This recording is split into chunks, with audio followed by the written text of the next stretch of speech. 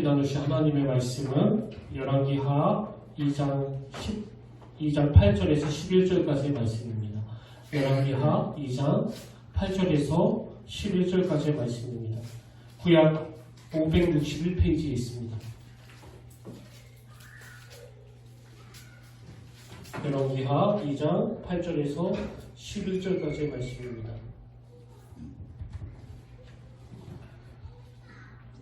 이 짧은 네 구절인데요. 우리 다 같이 한 목소리로 봉독하도록 하겠습니다. 시작! 엘리야가 겉옷을 가지고 마나 물을 차매 물이 이리저리 갈라지고 두 사람이 마른 땅 위로 건너더라. 건너매 엘리야가 엘리사에게 이르되 내가 데려감을 당하기 전에 내가 내게 어떻게 할지를 구하라.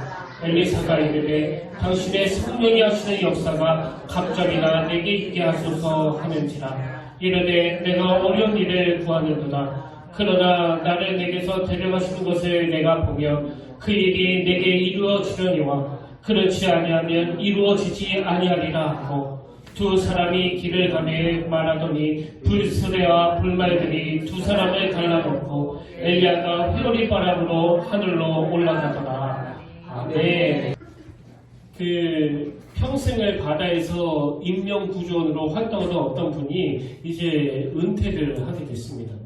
그래서 그 주변 사람들이 그 은퇴하는 친구를 위해서 그 격려 모임을 하나 만들었는데요. 거기서 어떤 친구가 이런 질문을 던졌습니다. 그동안 인명구조원으로 활동하면서 자네가 목숨을 구해준 사람이 몇 명이나 되나? 그랬더니 아주 의외의 대답이 나왔습니다. 단 2명뿐이라네. 그게 말도 안 되는 이야기 아닙니까? 그래서 당연히 그 친구가 바로 이렇게 말했습니다.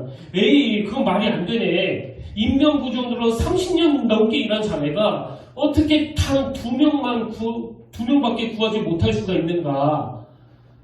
그랬더니 그 인명구조원 친구가 하는 말이 저에게 참 여러 가지 생각을 하게 만들었습니다. 이렇게 대답했습니다.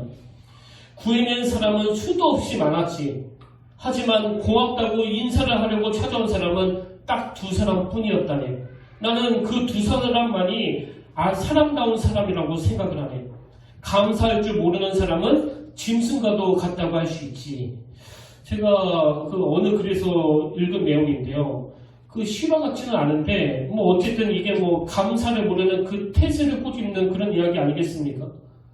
이건 우리나라만에만 국한된 이야기가 아닙니다. 미국에서 큰 회사를 운영하면서 많은 사람들에게 선행을 베푼 어떤 사업가가 있었는데요. 이분이 많은 사람들에게 선행을 베푸면서 참 안타까웠던 게 사람들이 정말 감사할 줄을 모르더라. 그러면서 하는 이야기가 한 번은 176명에게 7면조를 다 보냈다는 거예요. 아마 지금과 같은 추수감사절을 끼고 있지 않았나 생각하는데요. 그렇게 176명에게 7면조를 보냈는데 감사하다는 말을 한 사람은 딱 4명뿐이더라는 거예요. 그것도 2사람은 길 가다가 마주쳐서 한마디 툭 던진 사람들이, 나머지 2사람도 조그마한 쪽지에 한마디 적어 보낸 게 그 전부라는 겁니다. 이 이야기도 사실 그렇게 믿겨지지 않은데요. 그러나 지금 이렇게 삭막한 게 또 현실인 것도 사실 아닙니까?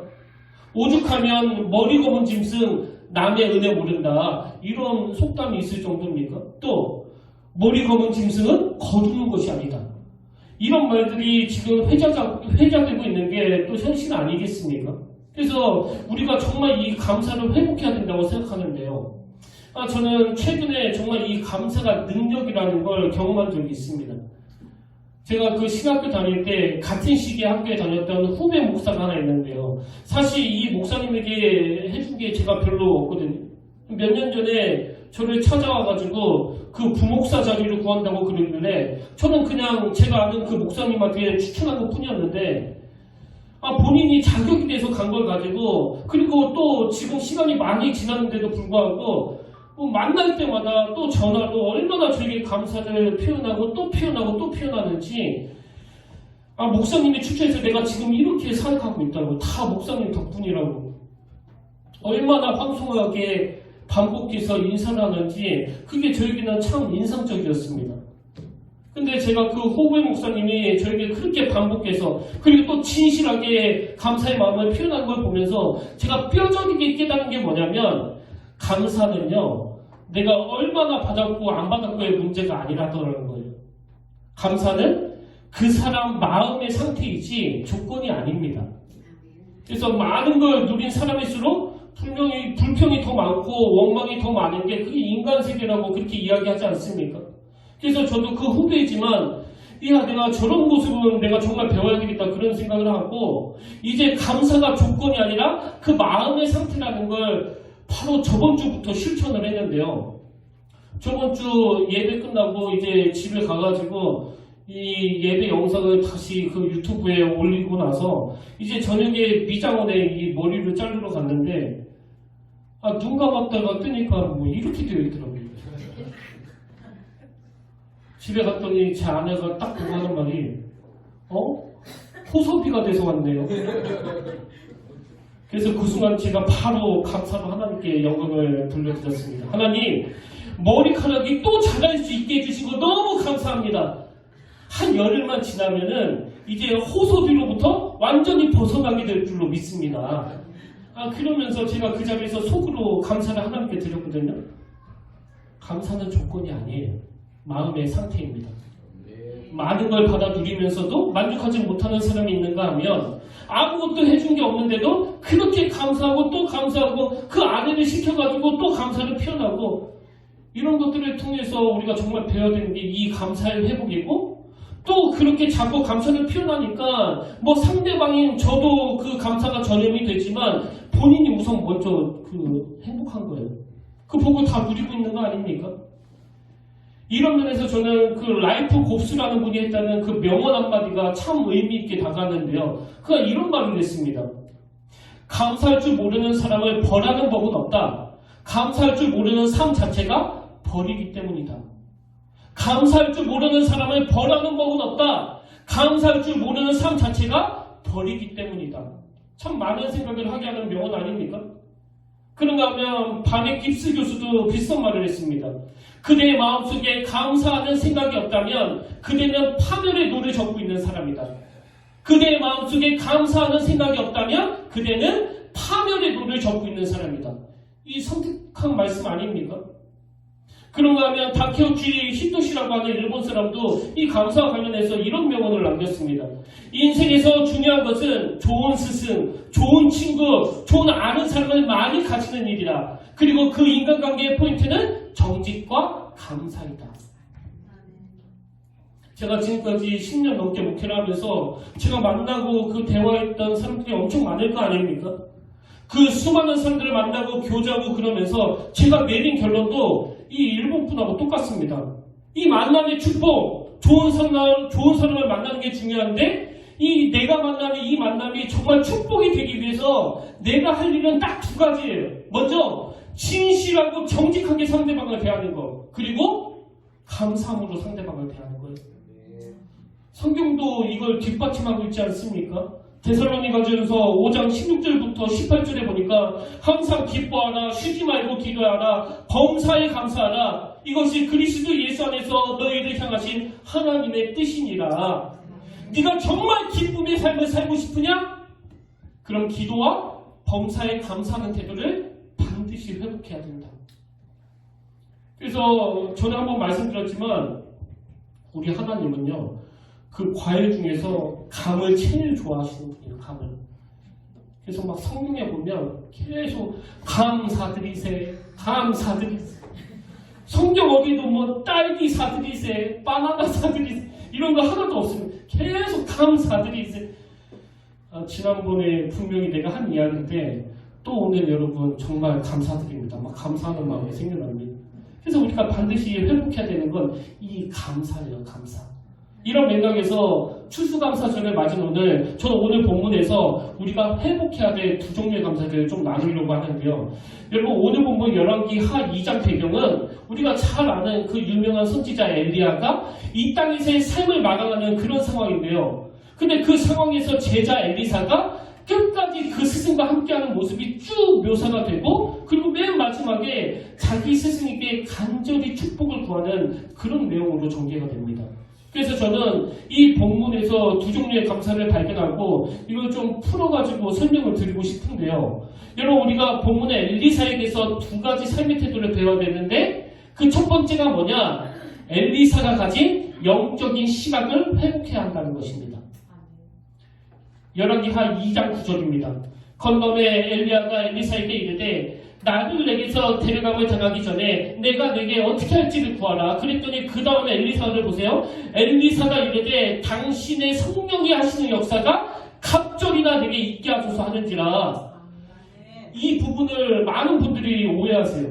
여기 나와 있는 갑절이나 내게 있게 하소서에서 오해해가지고 이제 제자 엘리사가 스승 엘리야보다 2배의 능력을 구했다고 그렇게들 생각하시는데 그거 완전 오해예요. 그건. 그런 뜻이 아니고요. 이건 우선 여기 나오는 갑절이나 내게 있게 하소서, 이걸 원어로 보면 두 몫이에요. 두 몫이라는 단어. 그래서 두 몫을 달라. 이거는 장자권과 관련 있는 말씀인데요. 자, 신명기 21장 17절을 보십시오. 반드시 그 미움을 받는 자의 아들을 장자로 인정하여 자기의 소유에서 그에게는 두 몫을 줄 것이니. 그러니까 지금 엘리사가 스승보다 2배 강력한 능력을 달라는 게 아니에요. 그 어떤 의미를 가지고 있느냐? 엘리야가 그 당시 그 여러 선지자 생도에게 막 존경을 받는 그런 역할이지 않았습니까? 그리고 이 엘리야 역시 그들을 이끌고 그들을 도와야 될 그런 책임이 있었던 그런 위치에 있었는데요. 그래서 스승 엘리야가 엄청난 무거운 사명을 다 감당하고 하나님 앞으로 부름받아 가는 그 순간에 이 제자 엘리사가 구한 건 나도 엘리야처럼 능력이 많았으면 좋겠다라는 어떤 욕망을 구한 게 아니고요. 그 무거운 사명의 짐을 우리 스승님이 잘 감당했듯이 나도 그것을 잘 감당하기 원합니다. 그래서 지금 엘리사가 구하는 것은 엘리야가 져야 했던 그 무거운 책임감, 그 무거운 사명의식, 그리고 또 자기를 따르는 수많은 후배 선지자 생도들을 향한 그 책임감, 이걸 이야기하는 겁니다. 제가 이 엘리사의 모습을 보면서 참 감동을 받는 부분이 이거예요. 뭐 요즘 식으로 말하면은 당신이 만든 시각들 내게 물려주세요. 두당 얼마 그 사람들 다 내게 물려주세요. 어떤 위치, 어떤 포지션 나에게 다 물려주세요. 담임 목사 자리 나한테 불러주세요. 이런 어떤 가시적이고 물질적인 게 구한 게 아니고요. 그 사명을 구한 거예요. 사명을. 아버지, 내가 이런 역할을 잘 감당하길 원합니다. 이런 엘리사의 마음의 소원을 하나님이 어떻게 응답해 주십니까? 14절 15절을 보십시오. 엘리야의 몸에서 떨어진 그의 겉옷을 가지고 물을 치며 이르되 엘리야의 하나님 여호와는 어디 계시니까 하고 그도 물을 치매 물이 이리저리 갈라지고 엘리사가 건너니라. 맞은편 여리고에 있는 선지자의 제자들이 그를 보며 말하기를 엘리야의 성령이 하시는 역사가 엘리사 위에 머물렀다 하고. 그 다음 보세요. 가서 그에게로 나아가 땅에 엎드려 그에게 경배하고. 오늘 목회자인 저를 위시해서 수많은 교회 지도자들 또 어른들이 이 부분에서 반성을 해야 된다고 생각합니다. 엘리사처럼 뭘 회복해야 됩니까? 사명을 회복해야 되고요. 사명이 주는 그 감사를 회복해야 되는 거예요. 그래서 저는 늘 사람이 뭐 명예를 택하든지 돈을 택하든지 그 둘 중에 하나만 해야지 이 둘 다 하겠다고 나서는 그 순간부터 그 문제가 생기는 거라고 생각하거든요. 오늘 여러분 지금 한국교회가 겪고 있는 그 혼란이 뭡니까? 대형교회가 가지고 있는 그 치명적인 결함이 뭐예요? 그 재산이 너무 많다는 거 아닙니까? 가진 게 너무 많다는 거 아닙니까? 그러니까 그 교회에서 그 다음 후임자를 결정할 때 막 패가 갈라지고 싸우고 분열하고 그렇게 많은 문제들이 나타나는 그게 그 가진 것을 지키려고 하는 이 물질에 초점을 두는 그런 시합 때문 아닙니까? 그래서요, 정말 우리 교회가 하나님이 기뻐하시는 그런 교회가 되기 위해서는요, 뭐 딴 거 없습니다. 할 수 있는 대로 우리가 가지고 있는 그 물질을 밖으로 보내야 돼요. 할 수 있는 대로. 아무 재산 없이, 쌓아놓은 거 없이 그 물질을 연약한 이웃을 위해, 어려운 교회들을 위해, 어려운 성도들을 위해 아주 적절하신 하나님의 방법으로 잘 섬길 때 그것이야말로 우리 평택교회 장래를 살리는 그 놀라운 하나님의 축복이 될 줄로 믿습니다. 우리 교회도 이렇게 힘든데 왜 꼭 그렇게까지 해야 되는 거예요? 그런 말씀하지 마세요. 이 교회를 죽게 만드는 건 돈이 없어서가 아니라 사명을 잃어버릴 때 이 교회는 죽은 교회가 되는 거예요. 하나님의 교회가 그렇게 허술하게 무너지지 않습니다. 교회가 하나님 앞에서 정직하게 바르게 가려고 하는데 뭐 하나님의 혼란을 가져다 주시는 그런 분이 아니세요. 그래서 저는 그동안 많은 무거움으로 지난 몇 년을 보냈지만요. 오히려 시간이 가면 갈수록 뭐 얼마나 감사한지 모릅니다. 사명의 무거움이 저에게는 축복이에요. 사명의 무거움이 저에게는 감사해요. 저같이 보잘것없는 사람을 하나님께서 얼마나 영향이 큰 사람으로 보시고 이 무거운 사명을 나한테 맡기시는가. 뭐 아무 혼란 없습니다. 저는 그저 이기적이고 그 탐심으로 가득한 게 막 교회라는 식으로 손가락질 당하고 있는 이런 현실에서 우리같이 부족하고 자격도 없는 사람들을 통해서도 정말 하나님을 시험케 해드리는 그런 역사가 이 교회 안에서 일어나기를 되기를 바랍니다. 그래서 우리는 이 사명이 주는 기쁨을 회복해야 돼요. 그건 가정도 마찬가지 아닙니까? 지금 유난히 손이 많이 가는 어떤 아들 때문에 힘드세요? 지금 유난히 손이 많이 가는 딸 때문에 힘드시다면요. 그것이 여러분을 힘들게 하는 것도 사실이지만 그것을 사명이 주는 감사를 한번 바꿔보시겠습니까? 하나님이 그냥 그릇도 안 되는 나를 이렇게 큰 그릇으로 보셔가지고 이렇게 손이 많이 가는 이 아이들 우리 집에 보내주셨구나. 무거움이 사명이에요. 무거움이. 어떨 때는 저도 그 사명의 무거움으로 힘들기도 해요. 잠도 못 이룰 때가 많습니다. 해야 될 일, 또 앞으로 해야 될 일 너무너무 무겁지만 다른 각도로 보면 그게 감사해요. 엘리사가 물질적인 그 무엇을 구하는 게 아니라 영적인 그 사명감을 구하면서 그 스승 엘리야가 감당했던 그 시대를 향한 역할을 저에게도 허락해 주시길 원합니다. 그랬었던 것처럼 오늘 저와 여러분이 이 사명을 구하고 이 사명자들이 들을 수 있는 감사가 회복되는 그런 추수감사주일이 되기를 바랍니다. 그런가 하면 두 번째로 우리가 엘리사에게 뭘 배워야 되느냐? 엘리사가 가진 사람을 소중히 여기는 태도를 회복해야 된다는 것입니다. 열왕기하 2장 2절입니다. 엘리야가 엘리사에게 이르되 청하건대 너는 여기 머물라. 여호와께서 나는 베델로 보내시느니라 하니 엘리사가 이르되 여호와께서 살아계신가 당신의 영혼이 살아있음을 두고 맹세하노니. 그 다음 보세요. 내가 당신을 떠나지 아니하겠나이다 하는지라. 이에 두 사람이 어디로 갑니까? 베델로 내려가니. 또 똑같은 요구를 스승 엘리야가 합니다. 4절. 엘리야가 그에게 이르되 엘리사야 청하건대 너는 여기 머물라. 여호와께서 나를 여리고로 보내시느니라. 엘리사가 이르되 여호와께서 살아계신가 당신의 영혼이 살아있음을 두고 맹세하더니 내가 당신을 떠나지 아니하겠나이다 하니라. 그들이 어디로 갑니까? 여리고에 이르니. 또 6절에도 스승이 똑같은 요구를 합니다. 엘리야가 또 엘리사에게 이르되 청하건대 너는 여기 머물라. 여호와께서 나를 요단으로 보내시느니라 하니 그가 이르되 여호와께서 살아계신가 당신의 영혼이 살아있음을 두고 맹세하노니 내가 당신을 떠나지 아니하겠나이다 하는지라. 이에 두 사람이 가니라. 지금 스승 엘리야가 아무리 말려도 스승님 내가 다른 모든 말씀은 내가 순종할 수 있지만 나를 떠나라는 말씀은 내가 수용할 수가 없습니다. 끝까지 그 스승의 마지막을 함께하며 그 승천하는 그 자리까지 지키고 있는 이 엘리사의 모습을 보면서 저는 뭐 너무너무 눈물이 겨는 거예요. 저는 이런 상상을 해봐요. 우리가 이렇게 감사를 모르는 이 세상, 이 세대 속에 살아가는데 내 마지막에, 여러분의 마지막에 누가 엘리사가 되어줄 것인가? 누가 엘리사가 되어 여기서 더 애쓰지 않아도 된다고, 떠나도 된다고 그래도 나는 끝까지 이 자리를 지킬 거라고.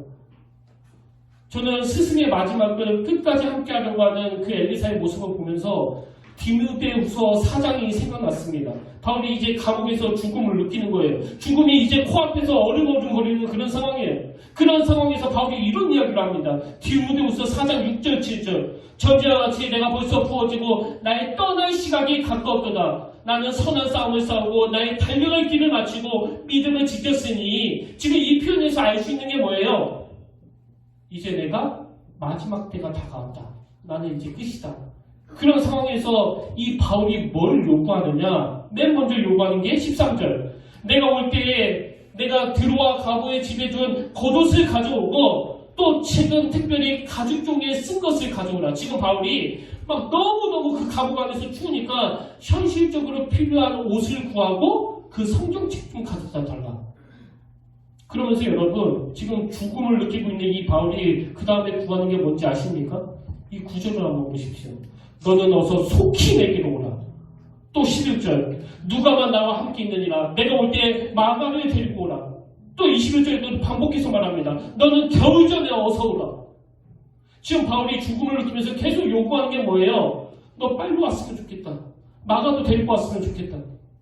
여러분 바울이요. 한참 왕성하게 상승할 때, 저희 사역할 때는 이런 모습이 전혀 없었습니다. 이런 모습이. 사실 이건 바울뿐만이 아닙니다. 누구나 이 인생의 마지막 때가 다가오면 그 사람이 제일 그리운 거 아닙니까? 근데 여러분 이렇게 배은망덕한 시대에 여러분의 인생의 마무리가 되어갈 때 그렇게 마음을 다 쏟아준 사람이 있어 여러분의 끝을 함께 한다면 그게 뭐 얼마나 고마운 일이겠습니까? 그런 면에서 저는 오늘 본문의 엘리사가 너무 귀한 거예요. 그래서 저는 이 말씀들을 보면서 엘리사처럼 어떤 경우에도 당신은 떠나지 않겠나이다 이렇게 말할 수 있는 그런 동역자가 단 한 명이라도 있다면 그 인생은 절대 실패한 게 아니라고 말할 수 있겠구나. 막 그런 생각을 하다가 제가 불쑥 떠오르는 생각이 뭔지 아십니까? 왜 나는 누가 끝까지 나와 함께 할 사람일까만 생각하고 있는가? 나 또한 은혜를 입고 얼마나 고마운 분들이 많은데 나는 그런 분들의 마지막을 함께하는 그런 감사하는 존재가 될 수 있을까? 그런 생각을 제가 또 하게 되는 거예요. 어쨌든 본문의 엘리사를 보면은요, 그는 이 스승과의 관계뿐만이 아니에요. 성경에도 보면 그 사람을 소중히 여기는 마음을 여러 곳에서 느낄 수 있습니다. 지금 엘리사가 그 선지자 생도 중에 한 생도가 죽고 또 그 생도의 가정에 어려움을 겪는 그런 일을 보게 되는데요. 자, 열왕기하 4장 1절 한번 보십시오. 선지자의 제자들의 아내 중에 한 여인이 엘리사에게 부르짖어 이르되 당신의 종 나의 남편이 이미 죽었는데 당신의 종이 여호와를 경외하는 줄은 당신이 아시는 바나이다. 이제 빚둔 사람이 와서 나의 두 아이를 데려가 그의 종을 삼고자 하나이다 하니 그랬더니 2절에서 엘리사가 그에게 이르되 내가 너를 위하여 어떻게 하랴? 내 집에 무엇이 있는지 내게 말하라. 기적을 만들어내는 엘리사의 능력 그 근원에는 이 사람을 향한 따뜻한 마음과 그 시선이 있었기 때문이라는 거예요. 그 외에도 엘리사가 이제 흉년으로 생활이 어려운 선지자들을 포함해가지고 얼마나 그들을 정성껏 섬겼는지 모릅니다. 그리고 또 사장에 보면은 그 아이 하나가 죽는데요. 그거를 대하는 종 게하시의 모습하고 이 엘리사의 태도가 너무나 다른 거예요. 게하시는 그냥 뭐 지팡이를 얼굴에다 툭 댄 다음에 죽었는데요? 안 살아났는데요? 그렇게 하고 끝나버리는데요. 엘리사는 그게 용납이 안 되는 거예요. 그래서 그 죽은 아이의 집으로 직접 갑니다. 4장 32절부터 보십시오. 엘리사가 집에 들어가서 보니 아이가 죽었는데 자기 침상에 눕혔는지라 들어가서는 문을 닫으니 두 사람뿐이라. 엘리사가 여호와께 기도하고 아이 위에 올라 엎드려 자기 입을 그의 입에 자기 눈을 그의 눈에 자기 손을 그의 손에 대고 그의 몸에 엎드리니 아이의 살이 차차 따뜻하더라. 그 죽은 아이에게 다가가서 자기 입을 그의 입에 자기 눈을 그의 눈에 자기 손을 그의 손에 대고 그의 몸에 엎드리니. 그런 의미에서 여러분 최근에 아니요 단 한 번만이라도 엘리사처럼 그 사람을 소중히 여기는 마음에서 나오는 이 감사 그리고 또 죽을 것 같은 그 영혼이 예수 믿는 나로 인해 가지고 변화되고 영이 살아날 때 맛보는 이 사명이 주는 기쁨 이거 단 한 번이라도 맛보신 분 계십니까? 제가 이런 엘리사의 모습이 왜 귀하게 느껴지는가 하면요 이게요 본인 안에 있는 그 기쁨과 감사를 회복시키는 도구가 되더라는 거예요. 도구가. 감옥에서 바울이 뭐라고 고백합니까? 빌립보서 1장 3절 4절 내가 너희를 생각할 때마다 나의 하나님께 감사하며 간구할 때마다 너희 무리를 위하여 기쁨으로 항상 간구함은 그 감옥에 있는데 기쁠 게 뭐가 있습니까? 또 감사할 게 뭐가 있어요? 근데 그 성도들을 생각하니까, 그 믿음의 동역자들을 생각하니까 이 감옥에서도 기쁨이 회복되더라는 거예요. 이런 기쁨 맛보셨습니까? 골로새서 1장 3절도 감옥에서 쓴 편지 아닙니까? 우리가 너희를 위하여 기도할 때마다 하나님 우리 주 예수 그리스도의 아버지께 감사하노라. 사람으로 인한 감사가 나올 수만 있다면, 그 사람을 소중히 여기는 사람만이 누릴 수 있는 하나님이 주신 그런 특별한 감동과 감사를 회복할 수만 있다면 우리가 지금보다 얼마나 더 행복해지겠습니까? 저는 얼마 전에 뉴스를 통해서 참 가슴 아픈 소식을 접하고 한동안 멍하니 그 소파 위에서 앉아 있었는데요. 아마 여러분도 아시는 사건이에요. 이제 엄마가 아이들한테 그 햄버거를 사주려고 하는데 이 코로나가 올까 싶어가지고 아이들은 그냥 거리에 두고 엄마가 잠깐 그 햄버거 사러 그 가게에 들어간 사이에 그 음주운전 차량이 6살짜리 아이들 덮쳐가지고 그 사망에 이르게 하는 이런 참 안타까운 소식이 있지 않았습니까? 이게 그 부모 입장에서 얼마나 끔찍한 일이에요. 그리고 또 이 일을 누가 감히 상상이나 했겠습니까? 최근에 그 엄마가 뉴스에 나와서 인터뷰하는데요. 이런 이야기를 하더라고요. 내가 그때 햄버거 집에 같이 들어갔어야 되는데 그렇게 들어가지 못한 게 너무 후회가 된다. 시간을 다시 되돌릴 수만 있다면, 다시 그때로 돌아갈 수만 있다면 정말 소원이 없겠습니다. 여러분, 오늘 우리가 우리 자녀들에게 놓치고 있는 게 뭐예요? 제가 작년 이맘때 소개해드렸던 그 10월의 어떤 멋진 날이라는 노래 기억하십니까? 거기 가사에 보니까 눈이 뜨기 힘든 가을보다 높은 저 하늘이 기분 좋아. 휴일 아침이면 나를 깨운 전화. 오늘은 어디서 무엇을 할까? 창밖에 앉은 바람 한 점에도 사랑은 가득한 걸. 널 만난 세상 더는 소원 없어. 바람은 죄가 될 테니까. 저는 이 대목이 정말 저를 울컥하게 만들어요. 그 존재 자체가 얼마나 내게 충만했던지. 널 만난 세상 더는 소원 없어. 바라는 거 아무것도 없다. 여기서 내가 뭘 더 이상 바라면 그건 죄다 죄. 그 다음 가사도 보세요. 가끔 두려워져. 뭐가 두렵습니까? 지난 밤 꿈처럼 네가 사라질까봐. 지금 우리 아이가 남의 자식들보다 좀 부족하고 좀 속도 속이고 좀 사격도 치고 그래가지고, 그렇다 할지라도 그 아이가 그저 저녁이면 집에 들어오고 또 만질 수 있고 또 느낄 수만 있다면 여러분, 그 이상 바라는 건 죄예요, 죄. 뭘 더 바라겠습니까? 지금 많은 부모님들이 그 존재만으로 만족이 안 되니까 그렇게 아이들에게 공부, 성공 그러면서 그렇게 아이들을 푸시하는 거 아닙니까? 어떤 집은 서울대에 들어갈 수 있는 실력을 가진 아들이 그 시험을 망쳤더니요. 아무리 그 시험을 망쳤어도 다른 애들보다는 훨씬 잘 봤을 거예요. 근데 그 서울대 갈 줄 알았던 그 애가 막 성적이 좀 떨어지니까 그 집 문을 안 열어주더래요, 엄마가. 그 기대가 너무 큰 거 아닙니까? 바람이 너무 큰 거 아닙니까? 널 만난 세상 더는 소원 없어. 바람은 죄가 될 테니까. 매일 너를 보고 매일 너의 손을 잡고 내 곁에 있는 너를 확인할 수만 있다면 나는 더 이상 바라는 게 없어. 자녀들에게 이 메시지를 실패했기 때문에 지금 수많은 아이들이 마음의 병으로 신음하고 있는 거 아니냐고요. 사실 저도요, 그 결혼하기 전에는 그 원하는 사모상이 있었습니다. 처음 얘기하지만. 그래서 목사 사모가 되려면 이것도 갖춰야 되고 저것도 갖춰야 되고 또 이것도 잘해야 되고 또 저것도 잘해야 되고 그렇게 바라는 게 많았는데요. 그 모든 게 다 악한 거라는 것을 제가 깨달았어요. 지금 저 바라는 거 하나도 없습니다. 목사 부인은 왜 할 줄 아는 게 많아야 됩니까? 이번 주에 제 아내가 차를 타고 학교를 출근하다가 달리는 차가 그 타이어가 뻥꾸 나가지고 정말 큰일 날 뻔한 적이 있었거든요. 그때 제가 이런 이야기를 했어요. 지금 당신이 이렇게 안 다친 것만으로도 천만다행이라고. 지금 제 옆자리를 저렇게 지켜주고 있고 또 만질 수 있고 느낄 수 있고 볼 수 있으면 됐지 제가 뭘 더 바라겠습니까? 그런가 하면 이 노랫말 중에서 이 부분이 마음에 참 와닿았는데요.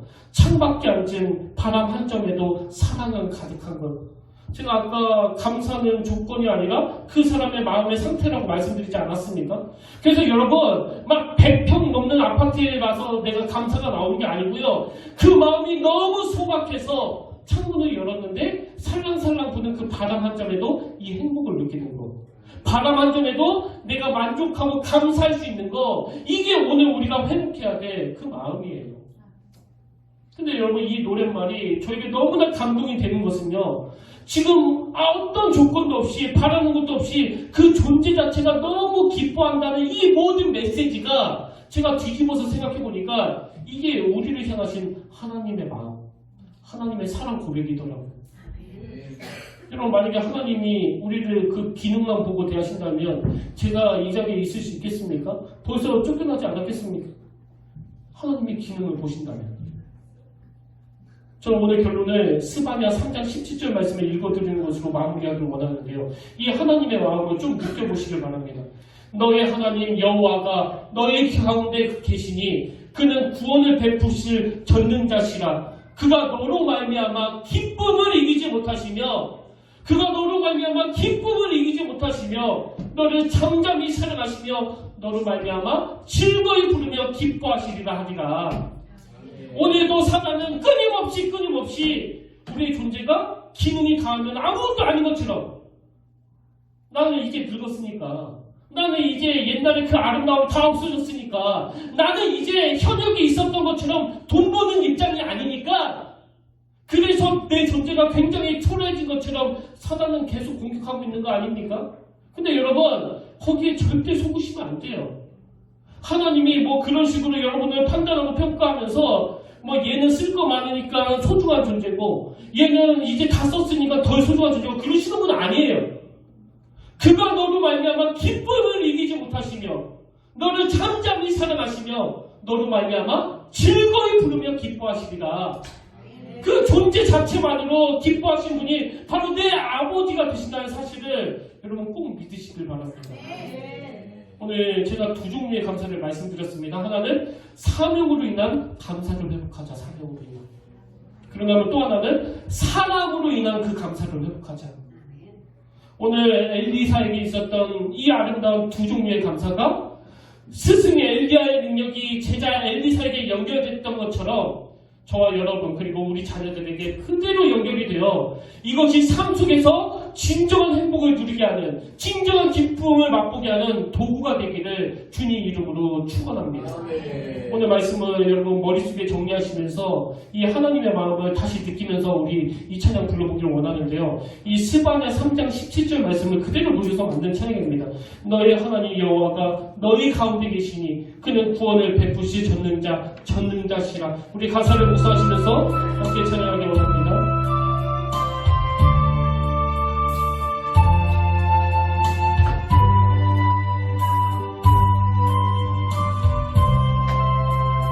너의 하나님 여호와가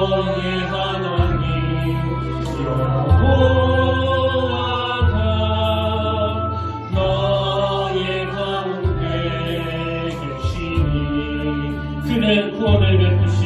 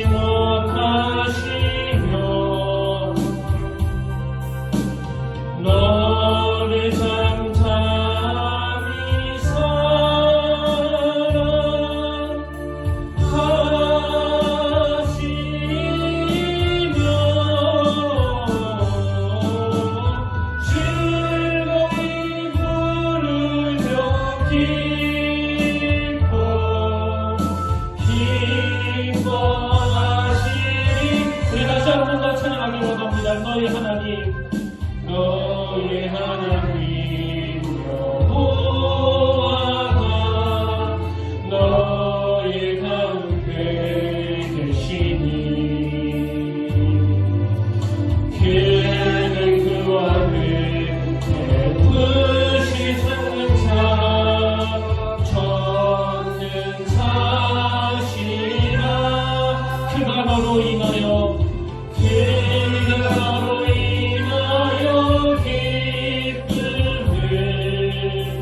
이기지 못하시며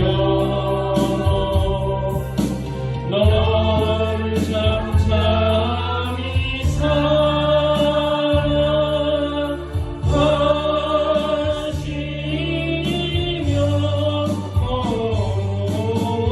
즐거이 부르며 기뻐하시리라.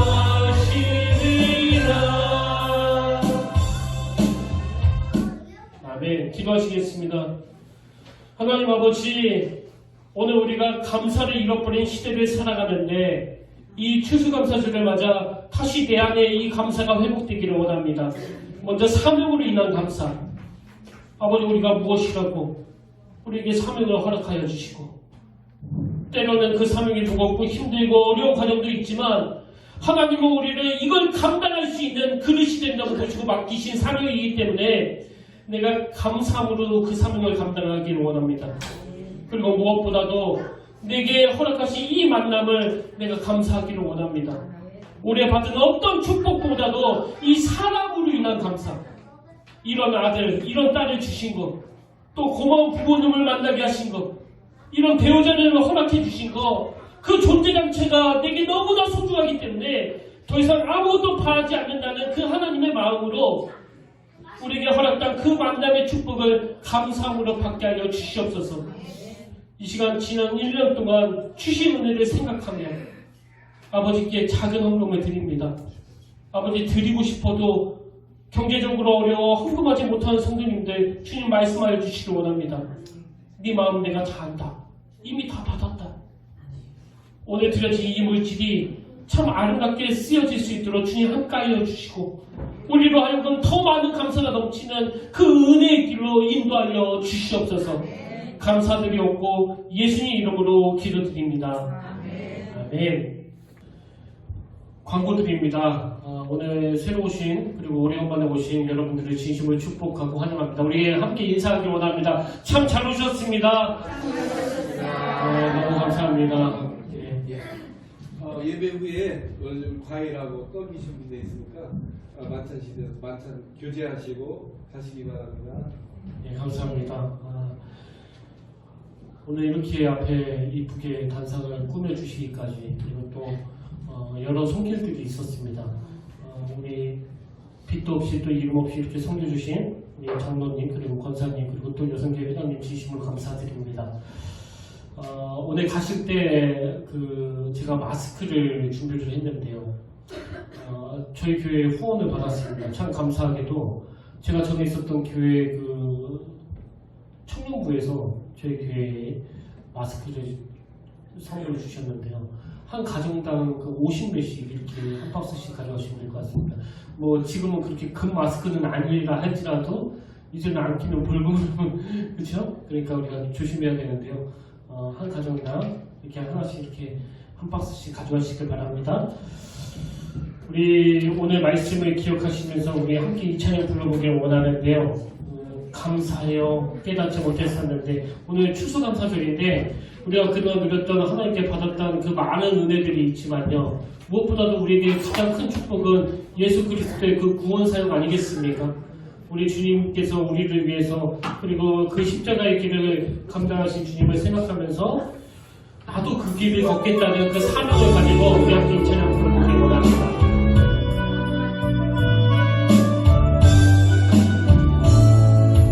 감사해요.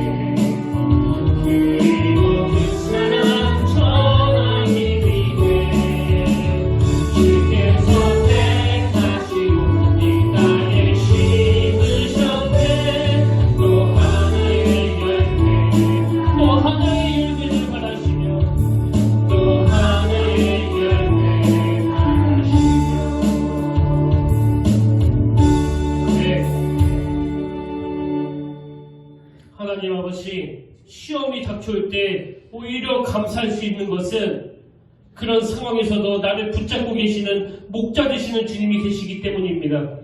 고통이 찾아올 때 또 감사할 수 있는 건 그럼에도 불구하고 주님이 나를 지켜주시기 때문입니다. 오늘 내 안에 더 많은 감사가 자리 잡을 수 있도록 그런 아름다운 자리로 나아갈 수 있도록 인도하여 주시옵소서. 이번 한 주간 사명으로 인하여 무겁고 힘들다 할지라도 그 사명으로 인한 감사가 회복되도록, 그리고 이 만남의 축복을 통하여 주변 사람들로 인한 그 감사가 넘쳐나도록 아름답게 하나님의 인도함을 받는 귀하고 복된 한 주간 되게 하여 주시옵소서. 추수감사주를 맞이하여 아버지, 우리가 올려드린 이 예물 그리고 이 모든 장식들 주님 기뻐 받아 주신 줄 믿습니다. 아버지, 연약하지만 그래도 부족하지만 주님 말씀대로 살려고 애쓰는 모든 성도님들에게 은혜 위에 은혜를 더하여 주시옵소서. 이제는 우리 주 예수 그리스도의 은혜와 하나님 아버지의 다함없는 사랑과 성령님의 감동, 감화, 위로 교통 충만하심의 역사가 추수감사주의를 맞이하여 참 많은 감사거리를 주신 하나님께 감사를 올려드리며 더 많은 감사의 자리, 더 깊은 감사의 자리로 나아가기로 다짐하며 예배드리는 모든 주의 자녀들 머리 위에 지금부터 영원토록 함께 하시기를 간절히 축원하옵나이다. 아멘.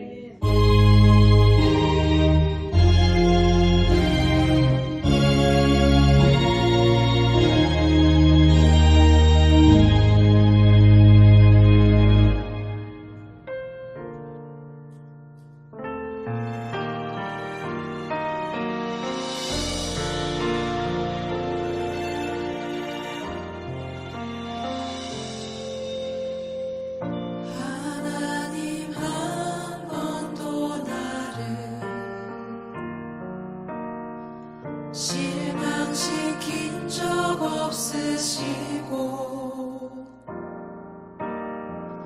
언제나 공평과 은혜로 나를 지키셨네.